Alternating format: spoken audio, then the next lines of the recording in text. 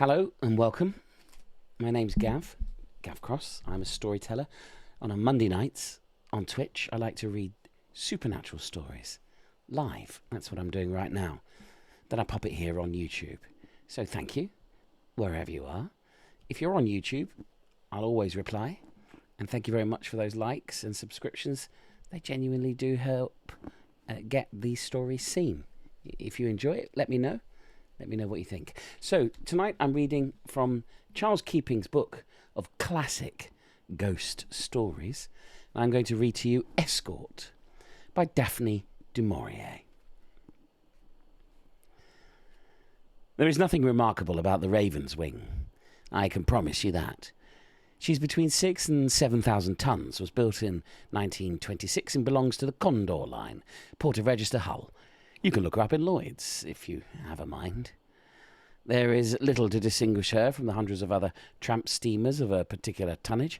She had sailed that same route and travelled those same waters for 3 years I had served in her, and she was on the job some time before that. No doubt she will continue to do so for many years more, and will eventually end her days peacefully on the mud like her predecessor, the old Gull Swing, did before her, unless the U-boats get her first. She has escaped them once, but next time we may not have our escort. Perhaps I'd better make it clear, too, that I myself am not a fanciful man. My name is William Blunt, and I have the reputation of living up to it. I have never stood for nonsense of any sort, and I have no time for superstition. My father was a nonconformist minister, and maybe that had something to do with it. I tell you this to prove my reliability, but having introduced myself on the ship, I can get on with my story.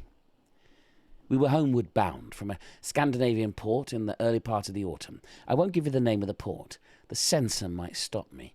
But we had already made the trip there and back 3 times since the outbreak of war. The convoy system had not started in those first days, and the strain on the captain and myself was severe. I don't want to infer that we were windy, or the crew either. But the North Sea in wartime is not a bed of roses, and I'll leave it at that. When we left port that October afternoon, I could not help thinking it seemed a hell of a long way home, and it did not put me in what you would call a rollicking humour when our little Scandinavian pilot told us with a grin that a Grimsby ship 6 hours ahead of us had been sunk without warning. The Nazi government had been giving out on the wireless, he said, that the North Sea could be called the German Ocean, and the British fleet could not do anything about it. It was all right for the pilot. He was not coming with us. He waved a cheerful farewell as he climbed over the side, and soon his boat was a black speck bobbing astern of us at the harbour entrance, and we were heading for the open sea, our course laid for home. It was about 3 o'clock in the afternoon. The sea was very still and grey, and I remember thinking to myself that a periscope would not be easy to miss. At least we could have fair warning, unless the glass fell and it began to blow. However, it did the nerves no good to envisage something that was not going to happen. And I was pretty short with the first engineer when he started talking about the submarine danger. Why the hell did not the Admiralty do something about it? Your job is to keep the old Raven's Wing full steam ahead for home and beauty, isn't it? I said. If Winston Churchill wants your advice, no doubt he'll send for you. He had no answer to that. I lit my pipe and went on the bridge to take over from the captain. I suppose I'm not out of the way observant about my fellow men, and I certainly did not notice that there was anything wrong with the captain. He was never much of a talker at any time. The fact that he went to his cabin at once meant little or nothing. I knew he was close at hand if anything unusual should happen. It turned out very cold after nightfall, and later a thin rain began to fall. The ship rolled slightly as she met the longer seas. The sky was overcast with rain, and there were no stars. The autumn nights were always black, of course, in northern waters, but this night the darkness seemed intensified. There would be small chance of sighting a periscope, I thought, under these conditions, and it might well be that we should receive no other intimation that the shock of the explosion. Someone said the other day that the U-boats carried a new type of torpedo, supercharged, and that explained why the ships sank so swiftly. The Raven's wing would founder in 3 or 4 minutes if she was hit right amidships, and it might be that we would never even sight the craft that sank us. The submarine would vanish in the darkness. They would not bother to pick up survivors. They could not see them if they wanted to, not in this darkness. I glanced at the chap at the wheel. He was a little Welshman from Cardiff. He had a trick of sucking his false teeth and clicking them back again every few minutes. We stood a pretty equal chance, he and I, standing side by side, together on the bridge. It was then I turned suddenly and saw the captain standing in the entrance to his cabin. He was holding on for support. His face was very flushed, and he was breathing heavily. "Is anything wrong, sir?" I asked. "Damn pain in my side," he gasped. "Started it yesterday, and I thought I'd strained myself. Now I'm doubled up with a bloody thing. Got any aspirin?" Aspirin, my foot, I thought. If he has not got acute appendicitis, I'll eat my hat. I'd seen a man attacked like that before. He'd been rushed to hospital and operated on in less than 2 hours. They'd taken an appendix out of him, swollen as big as a fist. "Have you a thermometer there?" I asked the captain. "Yes," he said. "What the hell's the use of that? I haven't got a temperature. I've strained myself, I tell you. I want some aspirin." I took his temperature. It was 104. The sweat was pouring down his forehead. I put my hand on his stomach, and it was rigid, like a brick wall. I helped him to the berth and covered him with blankets. Then I made him drink half a glass of brandy. Neat. Maybe the worst thing you can do for appendicitis, but when you're hundreds of miles from a surgeon and in the middle of the North Sea in wartime, you're apt to take chances. The brandy helped to dull the pain a little, and that was the only thing that mattered. Whatever the result to the captain, it had but one result for me. I was in command of the Raven's wing from now on, and mine was the responsibility of bringing her home through these submarine-infested waters. I, William Blunt, had got to see this through. It was bitter cold. All feeling had long since left my hands and feet. I was conscious of a dull pain in those parts of my body where my hands and feet should have been. But the effect was curiously impersonal. The pain might have belonged to someone else, the sick captain himself even, back there in the cabin, lying, moaning, and helpless as I had left him last, some 48 hours before. He was not my charge. I could do nothing for him.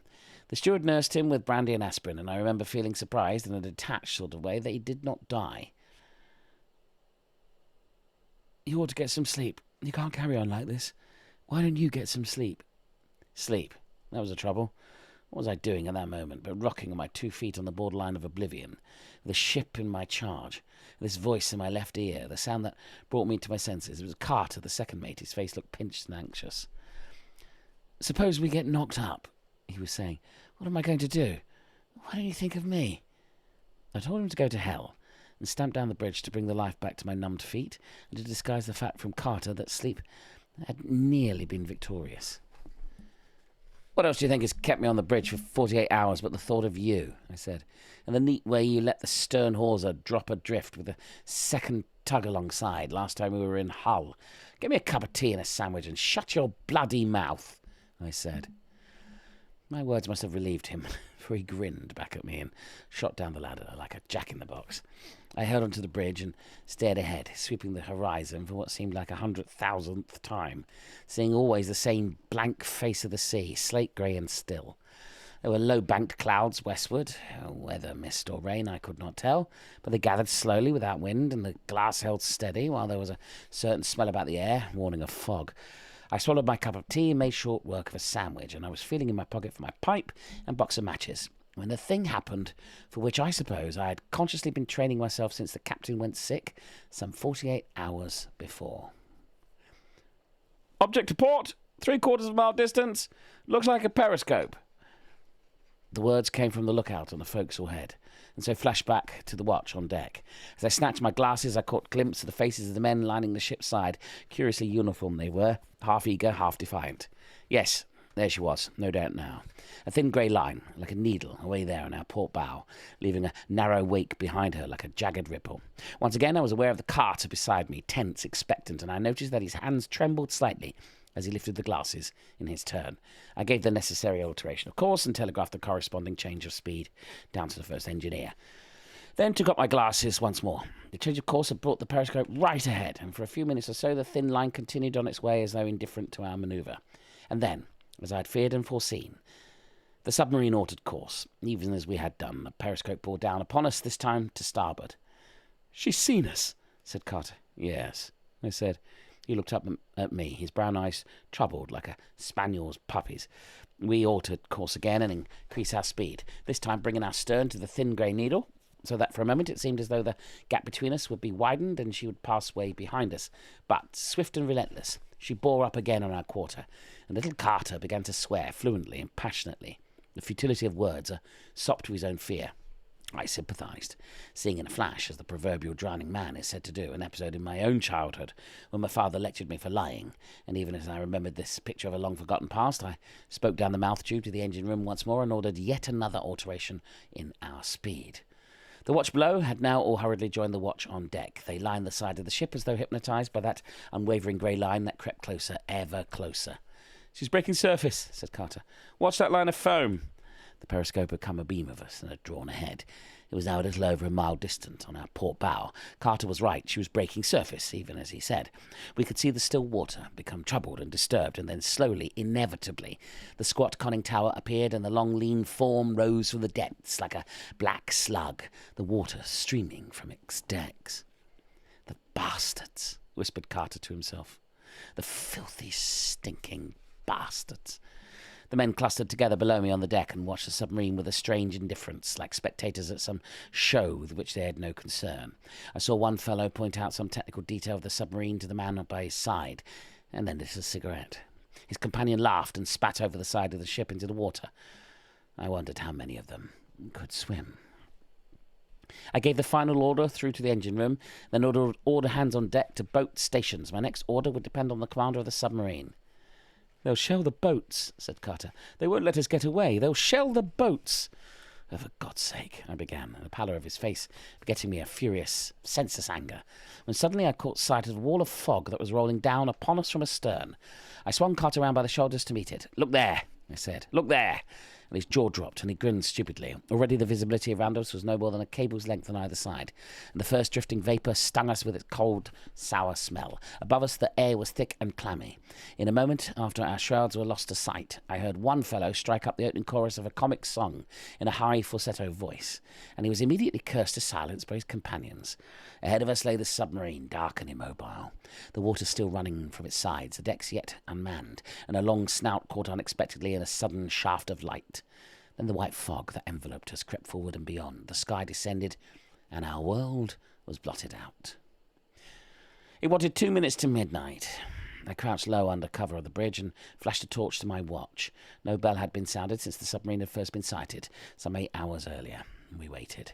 Darkness had travelled with the fog, and night fell early. There was silence everywhere, but for the creaking of the ship as she rolled in the swell and the thud of the water slapping her sides as she lay over, first on one side and then the other. Still we waited. The cold was no longer so intense as it had been. There was a moist, clammy feeling in the air. The men talked in hushed whispers beneath the bridge. We went on waiting. Once I ordered the cabin where the captain lay sick and flashed my torch on him. His face was flushed and puffy. His breathing was heavy and slow. He was sleeping fitfully, moaning now and again, and once he opened his eyes, but he did not recognise me. I went back to the bridge. The fog had lifted slightly, and I could see our forward shrouds and the forecastle head. I went down onto the deck and leant over the ship's side. The tide was running strongly to the south. It had turned every 3 hours before, and for the 4th time that evening I began to calculate our drift.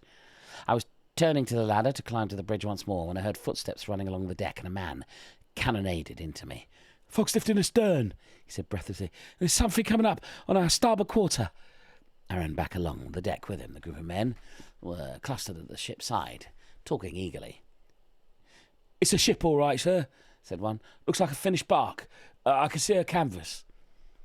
I peered into the darkness with them. Yes, there it was, about 100 yards distant and bearing down upon us. A great 3-masted vessel with a cloud of canvas aloft. It was too late in the year for grain ships. What the hell was she doing in these waters in wartime? Unless she was carrying timber. Had she seen us, though? This was the point. Here we were, without lights, skulking in the trough of the sea, because of that damned submarine, and now risking almost certain collision with some old timber ship. If only I could be certain that the tide and the fog had put up a number of miles between us and the enemy. She was coming up fast, the old-timer. God knows where she had found her wind. There was none to my left cheek, and that would blow out a candle. If she passed us at this rate, she would be 50 yards to spare, no more. and with that, the hell ship waiting yonder in the darkness somewhere. The Finn would go straight to Kingdom Come.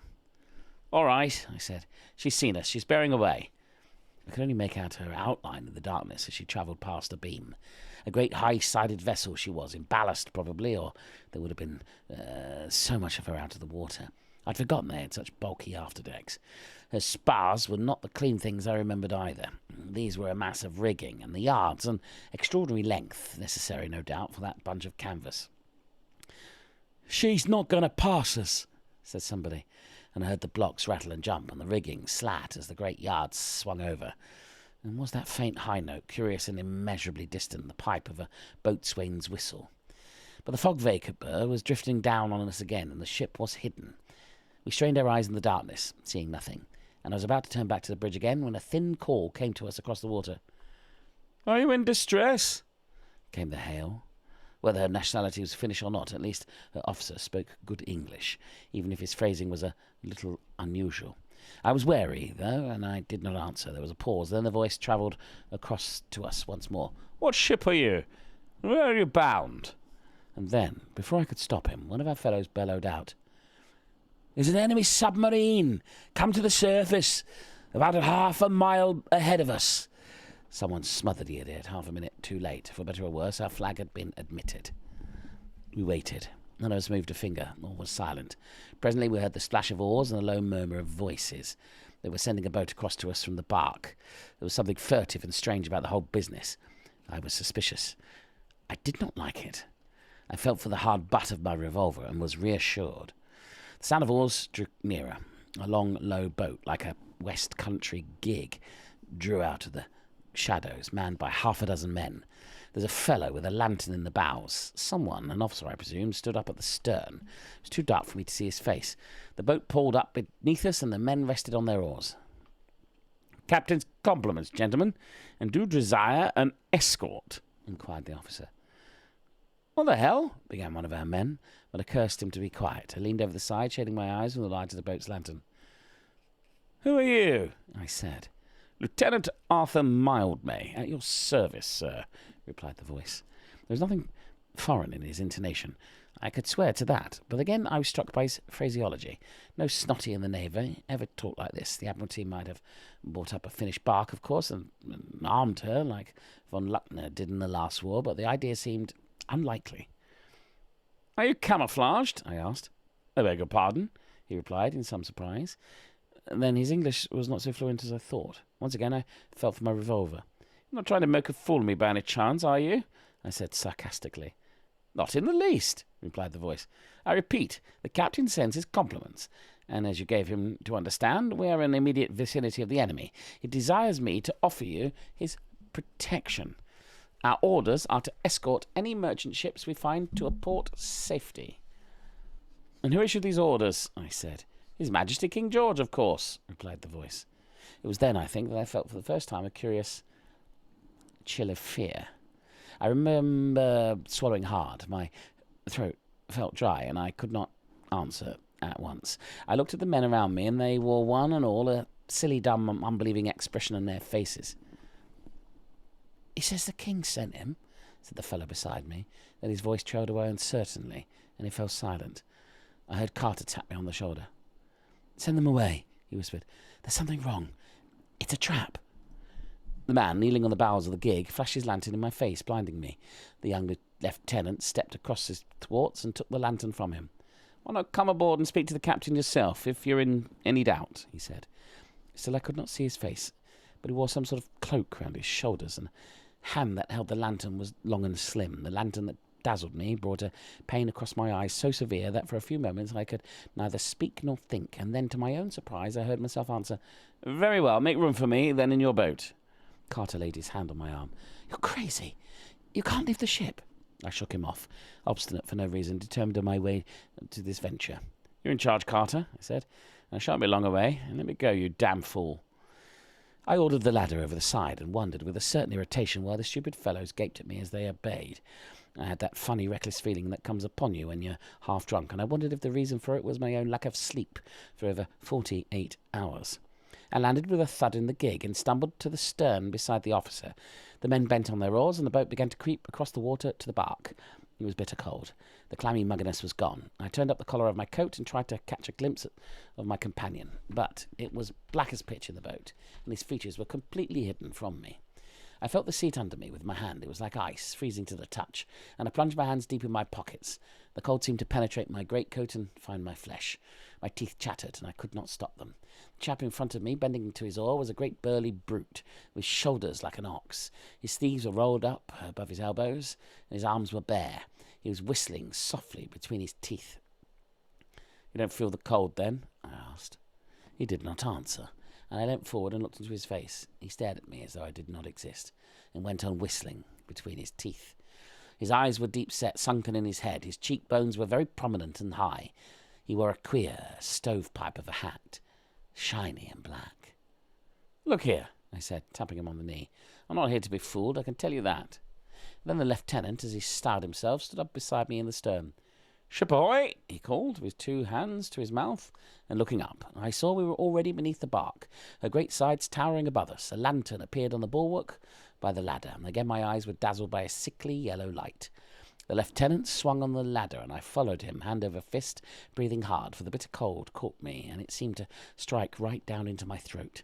I paused when I reached the deck, and with a stitch in my side like a kicking horse, and in that queer half-light that came from the flickering lanterns, I saw this was no finished bark with a load of timber, no grain ship in ballast, but a raider bristling with guns. Her decks were cleared for action, and the men were there ready at their stations. There was much activity and shouting, and a voice from forward calling out orders in a thin, high voice. There seemed to be a haze of smoke thick in the air, and a heavy sour stench, and with it all the cold, dank chill I could not explain. "What is it?" I called. "What's the game?" No one answered. Figures passed me and brushed me, shouting and laughing at one another. A lad of about 13 ran by me with a short blue jacket and long white trousers, while close beside me, crouching by his gun, was a great bearded fellow, like my oarsman of the gig, with a striped stoking cap upon his head.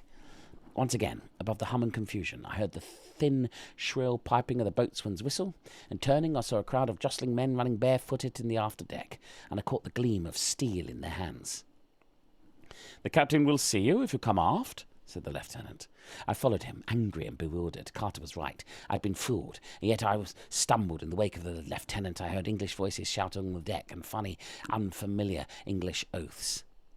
We pushed through the door of the afterdeck, and the musty, rank smell became more sour and more intense. It was darker still. Blinking, I found myself at the entrance of a large cabin, lit only by flickering lantern light, and in the centre of the cabin was a long table, and a man was sitting there in a funny high-backed chair. 3 or 4 other men stood behind him, but the lantern light shone on his face alone. He was very thin, very pale, and his hair was ashen grey. I saw by the patch he wore that he had lost the sight of one eye, and by the other eye looked through me in his cold, abstracted way of someone who would get his business done, and has little time to spare. "Your name, my man," he said, tapping with his hand upon the table before him. "William Blunt, sir," I said, and I found myself standing to attention with my cap in my hands, my throat as dry as bone, and that same funny chill of fear in my heart. "You report there's an enemy vessel close at hand, I understand." "Yes, sir," I said. "A submarine came to the surface about a mile distant from us some hours ago. She'd been following us for half an hour before she broke surface. Luckily the fog came down and hid us. And that was about 4:30 in the afternoon. Since then we have not attempted to steam, but we have drifted without lights." He listened to me in silence. The figures behind him did not move. There was something sinister in their immobility, and as though my words meant nothing to them, as though they did not believe me or did not understand. "I shall be glad to offer you my assistance, Mr. Blunt," he said at last.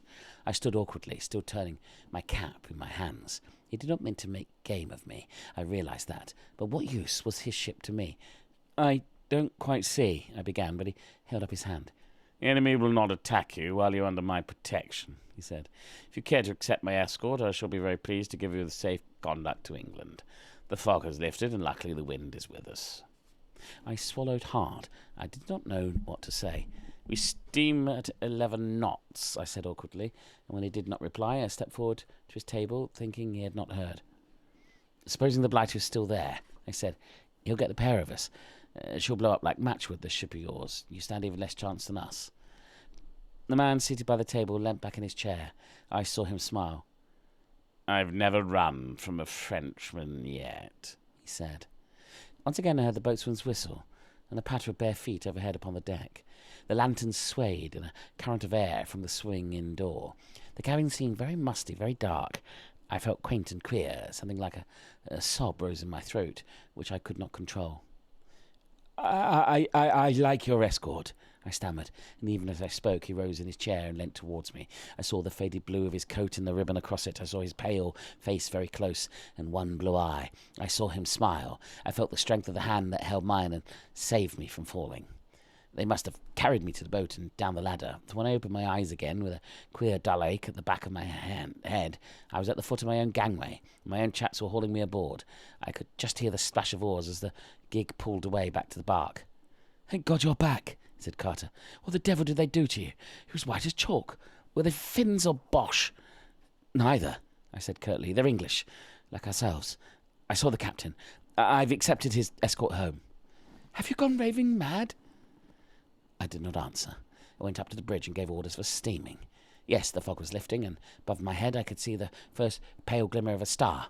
I listened, well content, to the familiar noises of the ship as we got under way again. The throb of the screw, the thrash of the propeller. The relief was tremendous. No more silence, no more inactivity. The strain was broken, and the men were themselves again, cheerful, cracking jokes at one another. The cold had vanished, and the curious dead fatigue that had been part of my mind and body for so long. The warmth was coming back to my hands and my feet. Slowly we began to draw ahead once more, ploughing our way in the swell, while to starboard of us, some 100 yards distant, came our escort, the white foam hissing from her bows, a cloud of canvas billowing to a wind that none of us could feel. I saw the helmsman beside me glance at her out of the tail of his eye, and when he thought I was not looking, he wet his finger and held it to the air. Then his eye met mine, and fell again, and he whistled a song to show that he did not care. I wondered if he thought me as mad as Carter did. Once I went in to see the captain. The steward was with him, and when I entered, he switched on the lamp above the captain's berth. "His fever's down," he said. "He's sleeping naturally at last. I don't think we're going to lose him after all." "No, I guess he'll be all right," I said. I went back to the bridge, whistling the song I'd heard from the sailor in the gig. It was a jaunty, lilting tune, familiar in a rum sort of way, but I could not put a name to it. The fog had cleared entirely, and the sky was ablaze with stars. We were steaming now at a full rate of knots. But still, our escort kept abeam, and sometimes, if anything, she drew just a fraction ahead. Whether the submarine was at the surface still, or whether she had dived, I neither knew nor cared, for I was full of that confidence that I had lacked before, and which for a while seemed to possess the helmsman in his turn, so that he grinned at me, jerking his head to our escort, and said, "There don't seem to be no flies on Nancy, do there?" and fell, as I did, to whistling that nameless jaunty tune. Only Carter remained sullen and aloof.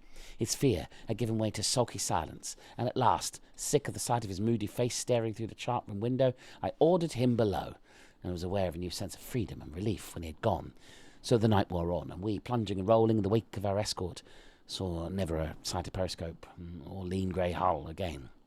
At last, the sky lightened to the eastward, and low down on the horizon appeared the streaky, pallid dawn.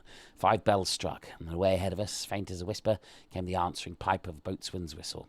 I think I was the one that heard it. Then I heard the weak, tired voice of the captain calling me from the cabin. I went to him at once. He was propped up against the pillows, and I could tell from his face he was as weak as a rat, but his temperature was normal, even as the steward had said. "Where are we, Blunt?" he asked. "What's happened?" "We'll be safely berthed before the people ashore have rung for breakfast," I said. "The coast's ahead of us now." "What's the date, man?" he asked. I told him. "We made good time," he said. I agreed. "I shan't forget what you've done, Blunt," he said. "I'll speak to the owners about you. You'll be getting a promotion for this." "Promotion my backside," I said. "It's not me that needs thanking, but our escort away on the starboard bow." "Escort?" he said, staring at me. "What escort? Are we travelling with a bloody convoy?" Then I told him the story, starting with the submarine and the fog, and so on, to the coming of the bark herself, and my own visit aboard her, and not missing out an account of my own nerves and jumpiness either. He listened to me, dazed and bewildered on his pillow. "What's the name of your bark?" he said slowly, when I had finished. I smote my hand on my knee. "It may be Old Harry, for all I know. I never asked him," I said, and began whistling the tune that the fellow had sung as he bent to his oars in the gig. "I can't make it out," said the captain. "You know as well as I do there aren't any sailing ships left on the British Register." I shrugged my shoulders. Why the hell couldn't he accept the Escort as naturally as I did and the men had done? "Give me a drink and stop whistling that confounded jig," said the captain. I laughed and gave him a glass. "What's wrong with it?" I said. "It's Lily Bolero, centuries old. What makes you whistle that?" he said. I stared back at him. I was not laughing any longer. "I don't know," I said. I don't know." He drank thirstily, watching me over the rim of his glass. "Where's your precious Escort now?" he said. "On the starboard bow," I repeated, and I went forward to the bridge again and gazed seaward, where I knew her to be. The sun, like a great red globe, was topping the horizon, and the night clouds were scudding to the west. Far ahead lay the coast of England, but our Escort had gone. I turned to the fellow steering. "When'd she go?" I asked. "Beg pardon, sir," he said. "The sailing ship. What's happened to her?" I repeated. "I've seen no sailing ship," he said. "There's a destroyer been abeam of us some time. She must have come up with us under the cover of darkness. I only noticed her since the sun rose." I snatched up my glasses and looked to the west. The fellow was not dreaming. There was a destroyer with us, as he said.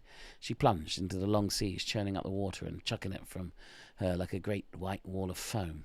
I watched her for a few minutes in silence, and then I lowered my glasses. The fellow steering gazed straight in front of him. Now daylight had come. He seemed changed in a queer, indefinable way. He no longer whistled jauntily. He was his usual, stolid, seaman self. "We shall be docked by 9:30. We've made good time," I said. "Yes, sir," he said. Already I could see a black dot far ahead and a wisp of smoke. The tugs were laying off for us. Carter was in my old place on the forecastle head. The men were at their stations. I, on the captain's bridge, would bring his ship to port. He called me to him 5 minutes before the tugs took us in tow, when the first gulls were wheeling overhead. "Blunt," he said, "I've been thinking. That captain fellow you spoke to in the night, on board that sailing craft. You say he wore a black patch over his eye. Did he by any chance have an empty sleeve pinned to his breast as well?" I did not answer. We looked at one another in silence. Then a shrill whistle warned me that the pilot's boat was alongside. Somewhere, faint and far, the echo sounded like a boatswain's pipe. Escort by Daphne du Maurier. From Charles Keeping's book of classic ghost stories. Now, Charles Keeping was an illustrator, and all of these stories he's illustrated. Added illustrations too. So we've got there the ship itself, the Raven's Wing.